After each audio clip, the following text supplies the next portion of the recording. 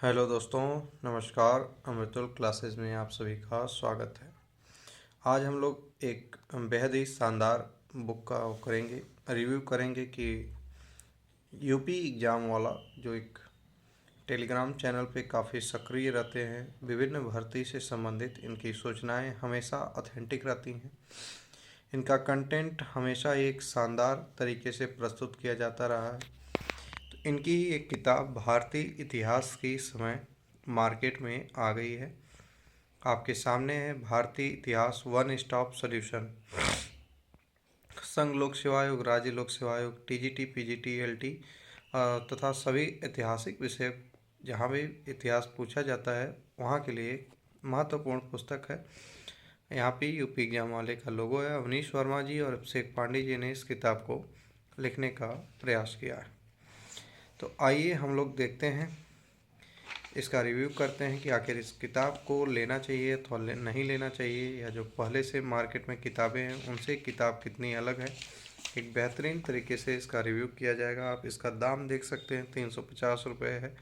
प्रथम संस्करण है, 2025 भारत में प्रकाशित और मुद्रित हुई है। लेखक की कलम से यहाँ पर लिखा गया है। इसका वो देखेंगे, अनुक्रम देखेंगे तो आप प्राचीन भारतीय इतिहास के स्रोत से लेकर के सब कुछ इसमें कवर किया गया है, और अंतिम है इसका संवैधानिक विकास तक इसमें कवर किया गया है। तो आइए अब हम लोग देखते हैं कि किताब किस हिसाब से महत्वपूर्ण होती है। यहाँ पे आपको सिंधु घाटी सभ्यता और प्राचीन भारत का जो एक दिया गया है, ओवरव्यू दिया गया है। फिर यहाँ से किताब शुरू होती है प्राचीन भारतीय इतिहास के स्रोत से। सबसे पहले आपको जानकारी दी जाती है, तो हम आपको बताते हैं कि किताब सब किताबों से अलग कैसे है। जैसे इसमें आप देखिए, सारे अभिलेख जो हैं उनको एक साथ लिख दिया गया है। इस किताब की सबसे बेहतरीन बात यही है कि जैसे देखिए, आप किसी भी सामान्य किताब में पढ़ेंगे तो उसमें केवल ऋग्वेद के तीसरे मंडल, सातवें मंडल, नवें मंडल, 10वें मंडल के बारे में बात की जाएगी, लेकिन इसमें आपको पहला मंडल, उसके लेखक, ये सब चीज़ें आपको नॉर्मल किताबों में देखने को नहीं मिलेंगी। और इस किताब की सबसे बड़ी खूबसूरती यही है कि जहाँ पर भी यदि कोई चीज़ आ रही है तो उसको एक बेहतर तरीके से लिख दिया जा रहा है। जैसे देखिए छंद, ये जो होते हैं वेदांगों के बारे में एकदम बेहतरीन ढंग से लिख दिया गया है ताकि आपको दोबारा पढ़ने का ना मिले। फिर यहाँ पे आप देखेंगे कि आदर्श वाक्य और उनके स्रोत, इसको भी एक जगह करके लिख दिया गया है। ऐसी इस किताब में बहुत सी खूबसूरती हैं जो कि सारी चीज़ें एक जगह पे करके लिख दी गई हैं। उससे ये फ़ायदा हो जाता है कि आपको बार बार भटकने की ज़रूरत नहीं होती। तो जिस हिसाब से इस किताब को लिखा गया है, इसमें काफ़ी वैज्ञानिक ढंग का प्रयोग किया गया है। जैसे महाजनपद देखिए, वर्तमान क्षेत्र, राजधानी और विवरण सब कुछ एक जगह पे लिख दिया गया है।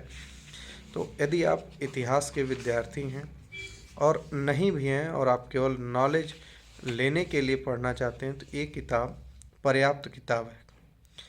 इसमें सबसे बड़ी चीज़ यही है कि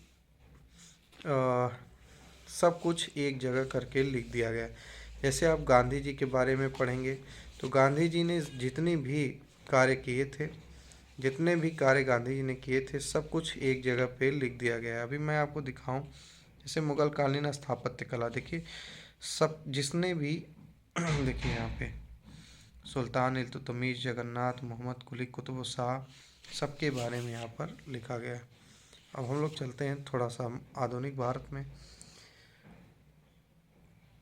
देखिए यहाँ पे आंग्ल मैसूर युद्ध के बारे में पूरा लिख दिया गया है कि कौन सी संधि हुई, कौन शासक थे। आपको मतलब इस किताब की सबसे बड़ी खूबसूरती यही है कि आपको ज़्यादा भटकने की ज़रूरत नहीं है। आप जो कुछ भी पाएंगे एक जगह पे पा जाएंगे। अभी मैं आपको बताऊं कि बहुत सी किताबें हमने पढ़ा है, उसमें बहुत सारे फैक्ट ऐसे हैं कि जो एग्ज़ाम के पॉइंट ऑफ व्यू से सही नहीं होते हैं, एग्ज़ाम के पॉइंट ऑफ व्यू से सही नहीं होते हैं। लेकिन देखिए सबसे कितना शानदार तरीके से इसको लिखा गया है। ब्रिटिश कालीन भू राजस्व व्यवस्था, सब कुछ अस्थाई बंदोबस्त, रैयतवाड़ी, महलवाड़ी, सबको एक साथ एक जगह पे लिख दिया गया है। तुलनात्मक अध्ययन पद्धति को अपनाया गया है इसमें। और मैं बात कर रहा था कि अनावश्यक चीज़ों को लिखने से यह किताब बचती रही है और पढ़ने के बाद आपको एक शानदार अनुभव होगा। देखिए 1857 की क्रांति है। तो मेरा यही मतलब, मेरे हिसाब से किताब बहुत ही शानदार तरीके से लिखी गई है। हाँ, थोड़ी बहुत अगर कहीं पे त्रुटि हुई होगी तो अलग एक मुद्दा है, लेकिन अभी तक जितनी किताबें हमने पढ़ी इतिहास की, खास करके ऐसी किताबें जो एक ही किताब में तीनों इतिहास को क्या करती हो, कवर करती हो, उस हिसाब से यह किताब बहुत महत्वपूर्ण है। ये देखते हैं महात्मा गांधी का, देखिए संक्षिप्त जीवन परिचय, सब कुछ एक जगह पे लिख दिया गया है ना। देखिए महात्मा गांधी का उदय, सब कुछ एक ही जगह पे इस किताब ने कवर कर लिया है। देखिए भारत आगमन, यहाँ देखिए आप गांधी के बारे में इतना बेहतरीन ढंग से एक ही जगह पे सभी टॉपिक को नहीं पाएंगे। तो मेरे हिसाब से आपको ये किताब लेनी चाहिए। और संवैधानिक विकास इसका आखिरी चैप्टर है। कुल 330 पेज में यह किताब लिखी गई है। कुल कितने पेज में?